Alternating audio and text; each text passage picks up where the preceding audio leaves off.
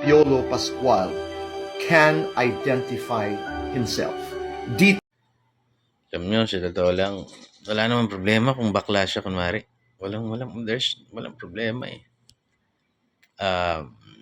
Siguro dahil nga lang siya ay public figure na nakilala natin bilang ultimate heartthrob. Siyempre, ang packaging niya is lalaking lalaki talaga. Kasi yung looks niya is gwapong Pilipino eh. Gwapong lalaki. Isa siya pinakamagandang katawan niyan eh. Na lalaki na nakita ko sa, hindi lang sa Pilipinas, sa lahat. Yan yung katawan na gusto kong magkaroon. Diba? So, Piolo Pascual is known for being a hunk. Tsaka yan ang pinagkakitaan niya sa showbiz. Eh. Yan yung branding niya eh. Na ultimate heartthrob.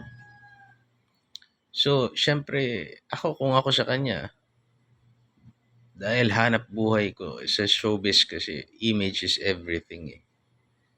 Kahit nga sa social media eh, minsan konting kibot lang, magmukha ka lang tanga ng konti.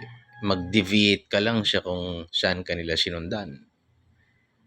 Wala na eh. Hindi ka na susuportahan, wala ka ng following.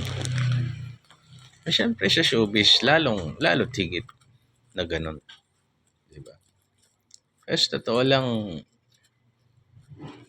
masyado na siyang maraming na-accomplish sa showbiz, sa buhay niya. Para maging malaya kung gugustuhin niya. Diba? Kasi, can you imagine, putang ina, gwapo ka na. Meron ka pang gwapong anak. Na binata na rin yung anak niya. Lahat na halos nagawa mo sa showbiz. Mayaman ka na. Kilala ka pang mabuting tao. Dami nagmamahal sa'yo. So, I think, wala na tayong problema. Ang maganda lang, nasa lipas na yung, alam mo yun, hindi na, okay na, kahit ano pa siya. Alam mo yun, walang problema, okay na.